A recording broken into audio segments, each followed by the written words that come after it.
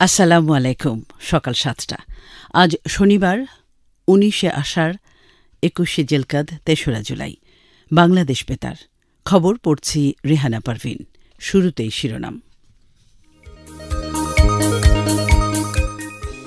করোনার বিস্তার রোধে সারা দেশে সপ্তাহব্যাপী কঠোর লকডাউন অব্যাহত, মাঠে তৎপর আইনশৃঙ্খলা বাহিনী।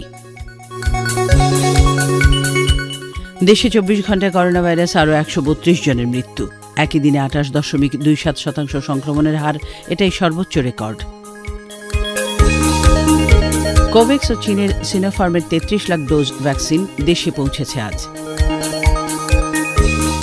কোভিড-১৯ দুর্যোগ সত্ত্বেও সদ্য সমাপ্ত অর্থ বছরে মংলা বন্দরের রাজস্ব আয় রেকর্ড সংখ্যক ৩৪০ কোটি টাকা। বিশ্বজুড়ে করোনায় প্রাণহানি ছাড়িয়েছে ৩৯,৭৯,০০০। জনসন অ্যান্ড জনসনের সিঙ্গেল ডোজ টিকা ডেল্টা ভ্যারিয়েন্টের বিরুদ্ধে কার্যকর বলে দাবি। এবং স্পেন ও ইটালি ইউরো ২০২০ ফুটবলের সেমিফাইনালে উন্নীত। শিরোনাম শুনলেন। স্বাস্থ্যবিধি মেনে চলুন, করোনা সংক্রমণ রোধ করুন। ডেল্টা ভ্যারিয়েন্ট ছড়িয়েছে সারা দেশে, প্রতিরোধে দায়িত্ব সব শ্রেণী পেশা নির্বিশেষে। মাস্ক পরুন, হাত ধোন, শারীরিক দূরত্ব বজায় রাখুন। স্বাস্থ্য সুরক্ষা ও সরকারি বিধিনিষেধ মেনে চলুন। এবারে বিস্তারিত। কোভিড-১৯ বিস্তার রোধে দেশব্যাপী সরকার ঘোষিত সপ্তাহব্যাপী লকডাউনের আজ তৃতীয় দিনে কঠোর অবস্থানে রয়েছে আইনশৃঙ্খলা বাহিনী। লোকজনকে ঘরে থাকতে উদ্বুদ্ধ করার মাধ্যমে লকডাউনের উদ্দেশ্য সফল করতে তারা আন্তরিকভাবে কাজ করে যাচ্ছেন। আজ তৃতীয় দিনে লকডাউন চলাকালে সকালে রাজধানীর সড়কগুলো গতকালের মতোই ফাঁকা দেখা যায়। তবে জরুরি প্রয়োজনে স্বল্প সংখ্যক ব্যক্তিগত যানবাহন চলাচল করতে দেখা যাচ্ছে। দূরপাল্লার যান চলাচল বন্ধ রয়েছে। গত বৃহস্পতিবার সকাল থেকে কার্যকর এই কঠোর লকডাউন আগামী ৭ই জুলাই মধ্যরাত পর্যন্ত বলবৎ থাকবে। এদিকে দেশের সবচেয়ে ঝুঁকিপূর্ণ জেলাগুলোতে লকডাউন কার্যকরে কঠোর ভূমিকা পালন করছে আইনশৃঙ্খলা বাহিনী। দেশে করোনা ভাইরাসে ২৪ ঘণ্টায় আরও ১৩২ জনের মৃত্যু হয়েছে। এই নিয়ে মহামারীতে মোট মৃতের সংখ্যা দাঁড়িয়েছে ১৪,৭৭৮ জনে। গতকাল ঢাকায় স্বাস্থ্য অধিদপ্তরের এক সংবাদ বিজ্ঞপ্তিতে এই তথ্য জানানো হয়।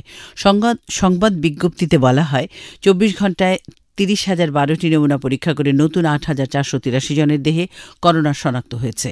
এই নিয়ে মোট আক্রান্তের সংখ্যা দাঁড়িয়েছে ৯,৩০,০৪২ জনে।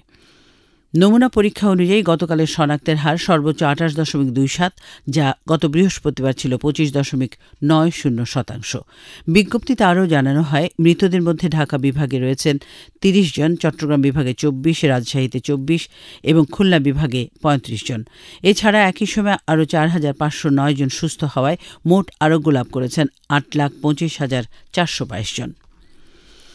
দেশের অন্যান্য স্থানের মতো রাজধানীর হাসপাতালগুলোতে বাড়ছে রোগীর চাপ।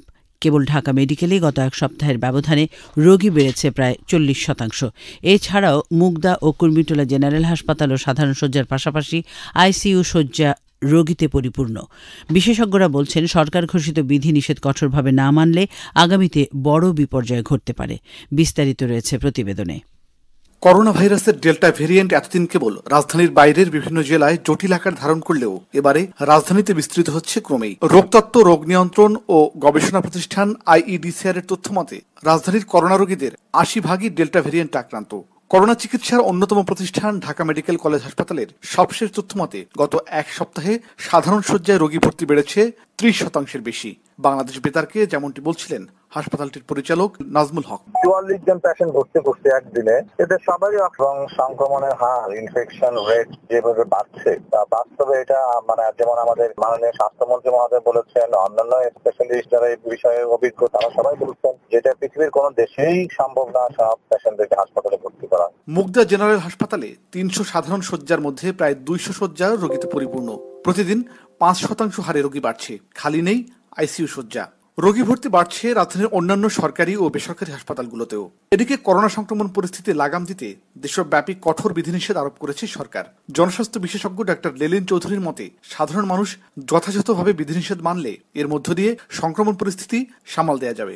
আগামী সপ্তাহটা আমাদের জন্য সমস্ত অর্থেই অত্যন্ত গুরুত্বপূর্ণ এবং সংকটাপন্ন বটে। কারণ আমরা যদি সংক্রমণের হ্রাসটাকে টেনে ধরে নিচের দিকে আনতে পারি তাহলে আমরা ভালো থাকবো। যদি লকডাউন 2 সপ্তাহের জন্য লকডাউন সঠিকভাবে পালিত হয়, আমরা 2 সপ্তাহের মধ্যে সংক্রমণের হ্রাস টেনে ধরতে সক্ষম হব বলে আমার মনে হয়। করোনা সংক্রমণ বাড়ার সাথে সাথে এরই মধ্যে রাজধানীর বিভিন্ন হাসপাতালে চিকিৎসা সক্ষমতাও বাড়িয়েছে সরকার। এর আওতায় হাসপাতালগুলোয় সাধারণ শয্যার পাশাপাশি গুরুতর রোগীদের জন্য বেড়েছে আইসিইউ এবং সেন্ট্রাল অক্সিজেন সুবিধা।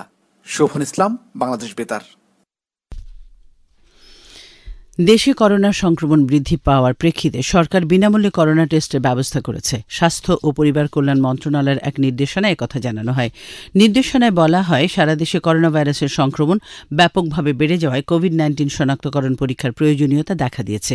এই অবস্থায় করোনা ভাইরাস প্রতিরোধ ও মোকাবেলায় দেশের দরিদ্র জনগোষ্ঠীর কোভিড-19 শনাক্তকরণ পরীক্ষা শুধু জুলাই মাসের জন্য বিনামূল্যে করার বিষয়ে সব সরকারি স্বাস্থ্য প্রতিষ্ঠানকে নির্দেশ দেওয়া হয়েছে। কোভ্যাক্সের আওতায় ওয়াশিংটন ডিসির দেয়া যুক্তরাষ্ট্রের মডার্না ভ্যাকসিনের 25 লাখ ডোজের মধ্যে 13 লাখ ডোজের প্রথম চালানটি ঢাকা পৌঁছেছে।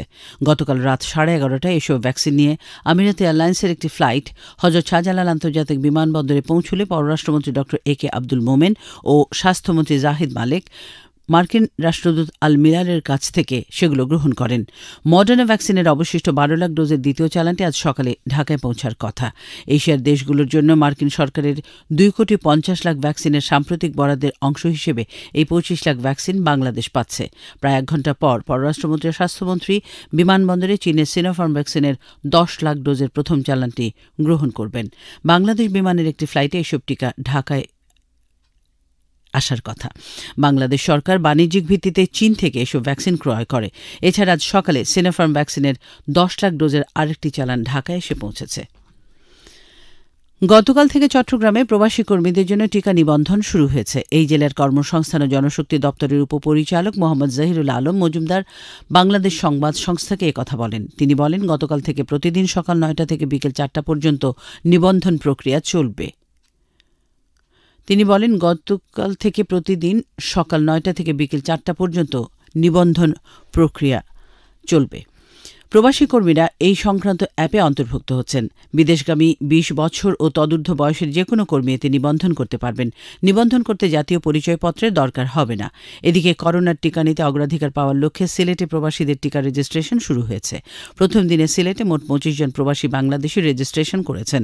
জনশক্তি ও কর্মসংস্থান অফিস সূত্রে জানা যায়, গতকাল থেকে চালু হওয়া সিলেট সহ দেশের 42টি জনশক্তি অফিস, 9টি কারিগরি প্রশিক্ষণ কেন্দ্র এবং একটি ম্যারিন টেকনোলজি ইনস্টিটিউটে অথবা আমি প্রবাসী অ্যাপে বিএমইটির এই রেজিস্ট্রেশন কার্যক্রম চলবে।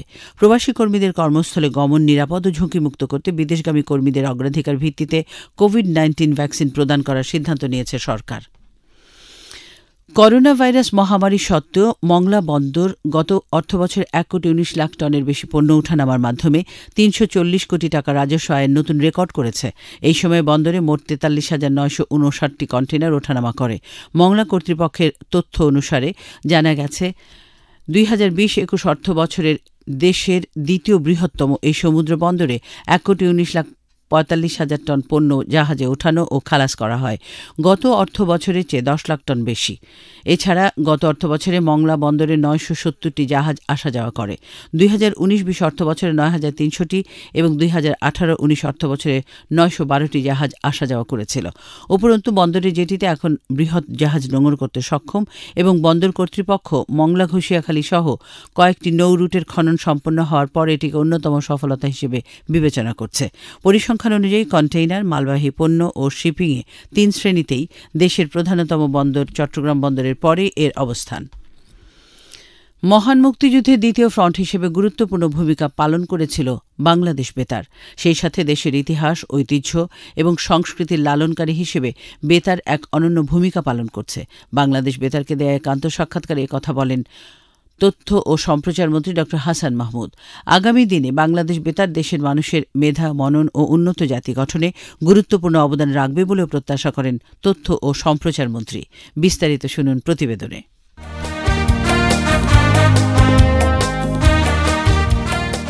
রণাঙ্গনে মুক্তিযোদ্ধাদের সশস্ত্র যুদ্ধের পাশাপাশি দেশের মহান স্বাধীনতা যুদ্ধে যে মাধ্যমটি সবচেয়ে গুরুত্বপূর্ণ ভূমিকা পালন করেছিল সেটি হল বাংলাদেশ বেতার। আর এ কারণে স্বাধীন বাংলা বেতার কেন্দ্রকে তখন আখ্যায়িত করা হয়েছিল মুক্তিযুদ্ধের দ্বিতীয় ফ্রন্ট হিসেবে। কেবল মুক্তিযুদ্ধই নয়, বাংলাদেশ বেতার মুক্তিযুদ্ধ পরবর্তী দেশ পুনর্গঠনের পাশাপাশি দেশের ইতিহাস, ঐতিহ্য, সংস্কৃতি এবং মুক্তিযুদ্ধের চেতনা লালনে এক অনন্য ভূমিকা পালন করে চলেছে।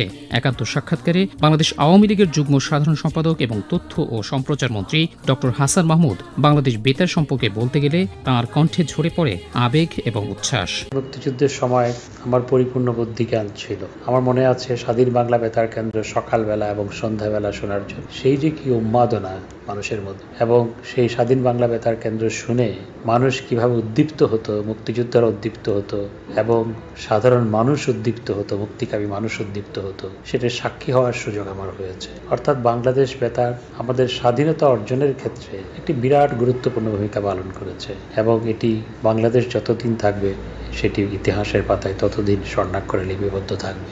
স্বাধীনতা পরবর্তী দেশ গঠন এবং বিভিন্ন জনসচেতনতামূলক অনুষ্ঠান সম্প্রচারের কথা উল্লেখ করে তথ্য ও সম্প্রচার মন্ত্রী বলেন, আবহমান বাংলার সংস্কৃতিকে ধারণ ও লালনের ক্ষেত্রে বাংলাদেশ বেতার অনবদ্য ভূমিকা পালন করে চলেছে। বেতার অনেকগুলো অনুষ্ঠানমালা প্রচার করে, জনসচেতনতামূলক এবং কৃষিভিত্তিক এবং বিশেষ করে কৃষির উপর যে সমস্ত প্রোগ্রাম, জন্ম নিয়ন্ত্রণের উপর নানা ধরনের প্রোগ্রাম এবং সাধারণ মানুষকে কানেক্ট করে যে সমস্ত প্রোগ্রাম, আমাদের আবহমান বাংলার সংস্কৃতিকে ধরে রাখার জন্য আমাদের ভাটিয়ালি, ভাওয়াইয়া গান সহ যে সমস্ত গান সেগুলো বেতারে যেভাবে প্রচারিত হয়, আবহমান বাংলার সংস্কৃতিকে ধারণ করা, লালন করা, প্রসার করা, নতুন প্রজন্মের সাথে পরিচিত করার ক্ষেত্রে বেতার অনেক ভূমিকা পালন করে। প্রধানমন্ত্রী শেখ হাসিনার লক্ষ্য হল বাংলাদেশকে একটি উন্নত ও সমৃদ্ধ দেশ হিসেবে প্রতিষ্ঠার পাশাপাশি দেশের বর্তমান এবং ভবিষ্যৎ প্রজন্মকে মেধা ও মননে উন্নত করে গড়ে তোলা। সেই লক্ষ্যকে সামনে রেখে বাংলাদেশ বেতার কাজ করবে বলে প্রত্যাশা করেন তথ্য ও সম্প্রচার মন্ত্রী ডক্টর হাসান মাহমুদ। দেশ গঠনে, দেশের মানুষের মনন তৈরিতে গণমাধ্যমের ভূমিকা অত্যন্ত গুরুত্বপূর্ণ। সুতরাং এই ক্ষেত্রে আমি মনে করি দেশের মানুষের মনন গঠন, মাননীয় প্রধানমন্ত্রী বঙ্গবন্ধু কন্যা জননেত্রী শেখ হাসিনার লক্ষ্য হচ্ছে এমন একটি দেশ গড়া, যে দেশ শুধু বস্তুগত উন্নয়নের মাধ্যমে উন্নত হবে তা নয়, মানুষের আত্মিক উন্নয়নের মাধ্যমে একটি উন্নত জাতীয় হবে। এগুলো করার ক্ষেত্রেও বেতার ভূমিকা রাখবে, সেটি আমার প্রত্যাশা। এ সময় ডক্টর হাসান মাহমুদ বাংলাদেশ বেতারের সকল কলা কুশলী এবং বার্তা বিভাগের সাথে সংশ্লিষ্ট সকলকে আরও নিষ্ঠা ও সততার সাথে দায়িত্ব পালনের আহ্বান জানান। মহসেন কবির, বাংলাদেশ বেতার। খবর প্রচারিত হচ্ছে বাংলাদেশ বেতার থেকে। বাংলাদেশ বেতারের সকাল ৭টার সংবাদ আরও শুনতে পাবেন আমাদের ওয়েবসাইট betar.gov.bd-তে। এছাড়াও শুনতে পাচ্ছেন বার্তা বিভাগের ফেসবুক পেজ facebook.com/বাংলাদেশ বেতার নিউজ এবং ইউটিউব চ্যানেলে। বাঙালি বীরের জাতি, 1971 সালে আমরা শত্রুর মোকাবেলা করে বিজয়ী হয়েছি। করোনা ভাইরাস মোকাবেলাও একটা যুদ্ধ। আমরা সকলের প্রচেষ্টা এই যুদ্ধে জয়ী হব ইনশাআল্লাহ। খবরের বাকি অংশ পড়ছি আফজাল হোসেন। 2 দিন বন্ধ থাকার পর জাতীয় সংসদের বৈঠক আজ সকাল 11টায় আবার বসছে। এর আগে গত বুধবার সংসদে 2021-2022 অর্থবছরের জন্য 6,03,681 কোটি টাকার জাতীয় বাজেট পাস হয়। অর্থমন্ত্রী আহম মোস্তফা কামাল গত 3রা জুন 2021-2022 অর্থবছরের জন্য বৈশ্বিক মহামারী করোনা মোকাবেলা করে জীবন জীবিকার উপর প্রাধান্য দিয়ে সুদৃঢ় আগামীর পথে বাংলাদেশ স্লোগান সংবলিত জাতীয় বাজেট সংসদে পেশ করেন। বাজেটে 2021-2022 অর্থবছরে অনুদান সহ রাজস্ব আদায়ের লক্ষ্যমাত্রা ধরা হয়েছে 3,89,000 কোটি টাকা। বার্ষিক উন্নয়ন কর্মসূচির জন্য বরাদ্দ দেওয়া হয়েছে 2,25,324 কোটি টাকা। বাজেটে করোনা মহামারী মোকাবেলায় 10,000 কোটি টাকা এবং করোনা টিকা ক্রয়ের জন্য 14,200 কোটি টাকা বরাদ্দ রাখা হয়েছে। বাংলাদেশ বেতার এখন স্মার্টফোনে আপনার হাতের মুঠোয়। অ্যাপসের মাধ্যমে বাংলাদেশ বেতারের সংবাদ এবং অনুষ্ঠান শুনুন বিশ্বের যে কোনো প্রান্ত থেকে। আপনাদের পছন্দের অনুষ্ঠান শুনতে গুগল প্লে স্টোর বা অ্যাপল স্টোর থেকে আজই ডাউনলোড করুন বাংলাদেশ বেতার অ্যাপসটি। এবার আন্তর্জাতিক সংবাদ। বিশ্বজুড়ে করোনা ভাইরাসে মৃতের সংখ্যা 39,79,000 ছাড়িয়েছে এবং আক্রান্ত হয়েছেন 18,38,00,000-এরও বেশি। আক্রান্তদের মধ্যে এ পর্যন্ত 16,82,00,000-এরও বেশি মানুষ সুস্থ হয়েছেন। জনসন অ্যান্ড জনসনের 1 ডোজ কোভিড-19 ভ্যাকসিন দ্রুত সংক্রামক ডেল্টা ভ্যারিয়েন্ট কার্যকরভাবে মোকাবেলায় সক্ষম। প্রতিষ্ঠানটি জানায় এই টিকা গ্রহণের পর রোগ প্রতিরোধ ক্ষমতা কমপক্ষে 8 মাস স্থায়ী থাকে। জে প্রধান বৈজ্ঞানিক কর্মকর্তা পল স্টোফলস প্রতিষ্ঠানটির এক বিবৃতিতে বলেন, তাদের তৈরি ভ্যাকসিনের গুণাবলী কোভিড-19 রোগের বিরুদ্ধে দীর্ঘস্থায়ী সুরক্ষা দিতে সক্ষম এবং ডেল্টা ভ্যারিয়েন্ট প্রতিরোধে কার্যকর। ভারত নিয়ন্ত্রিত কাশ্মীরে গতকাল এক বন্দুকযুদ্ধে সন্দেহভাজন 5 জন বিদ্রোহী এবং 1 জন সেনা সদস্য নিহত হয়েছে। পুলিশ জানায়, বৃহস্পতিবার রাতে দক্ষিণাঞ্চলীয় পুলওয়ামা জেলার একটি গ্রামে জঙ্গিদের উপস্থিতি টের পেয়ে পুলিশ ও সেনা সদস্যদের গোপন অভিযানের কিছুক্ষণ পর বন্দুকযুদ্ধ শুরু হয়। সংঘর্ষের প্রেক্ষাপটে বিদ্রোহীদের সাথে সংহতি প্রকাশ করে পার্শ্ববর্তী অঞ্চলেও ভারতবিরোধী বিক্ষোভ শুরু হয়। সরকারি বাহিনী এ অঞ্চলে ভারতবিরোধী বিদ্রোহীদের বিরুদ্ধে অভিযান জোরদার করেছে। ভারত ও পাকিস্তানের মধ্যে বিভক্ত এ অঞ্চলটি সম্পূর্ণভাবে উভয়ই দাবি করে। Organization of petroleum exporting plus OPEC প্লাসের বৈঠক আগামী সোমবার আবারও শুরু হবে। তেল উৎপাদন নীতি সংক্রান্ত একটি চুক্তিতে পৌঁছতে গতকাল দ্বিতীয় দিনের মতো আলোচনায় চুক্তির কয়েকটি বিষয় সংযুক্ত আরব আমিরাত আটকে দেয়। 2021 সালের আগস্ট থেকে ডিসেম্বরের মধ্যে প্রতিদিন প্রায় 20 লাখ ব্যারেল উৎপাদন বাড়াতে এবং 2022 সালের এপ্রিলের পরিবর্তে 2022 সালের শেষ নাগাদ বর্তমানের অবস্থার উন্নয়নে গতকাল ওপেক, রাশিয়া ও তাদের সহযোগী দেশগুলো ভোট দেয়। আবারও দেশের খবর। হাঙ্গেরি সরকার আগামী 3 বছরের জন্য প্রতি বছর আন্ডার গ্র্যাজুয়েট ও পোস্ট গ্র্যাজুয়েট পর্যায়ের 130 জন বাংলাদেশি শিক্ষার্থীকে পূর্ণবৃত্তি দেবে। গতকাল ঢাকায় এক সংবাদ বিজ্ঞপ্তিতে বলা হয়, বুদাপেস্টে হাঙ্গেরি সরকারের পূর্ণাঙ্গ বৃত্তির অধীনে বাংলাদেশ ও হাঙ্গেরির মধ্যে একটি সমঝোতা স্মারক স্বাক্ষরিত হয়েছে। অস্ট্রিয়া, হাঙ্গেরি ও স্লোভানিয়ায় বাংলাদেশের রাষ্ট্রদূত আব্দুল মুহিত ও হাঙ্গেরির পররাষ্ট্র প্রতিমন্ত্রী ড উর্সুলিয়া পাকসে টোমাসিস সমঝোতা স্মারকে স্বাক্ষর করেন। নতুন সমঝোতা স্মারকের আওতায় 3 বছরের জন্য প্রতি বছর বাংলাদেশি শিক্ষার্থীদের আগের 100 বৃত্তির অতিরিক্ত পরমাণু শক্তি বিষয়ে 30 জন শিক্ষার্থী ও পেশাজীবীকে বৃত্তি দেওয়া হবে।